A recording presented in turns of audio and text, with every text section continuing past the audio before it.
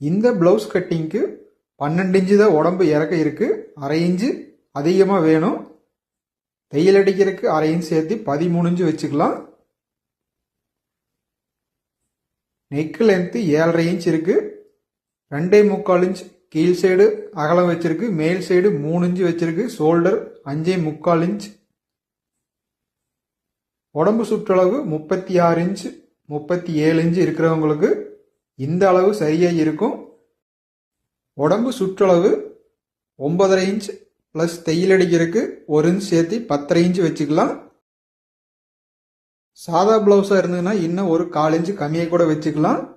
உடம்பு சுற்றளவு கூட ஒரு 2 இன்ச் அதிகமாக இருக்கிற மாதிரி வச்சுட்டோம்னா சரியா இருக்கும். ஹாம்கோல் லென்த்து 5.5 இன்ச் இருக்கு.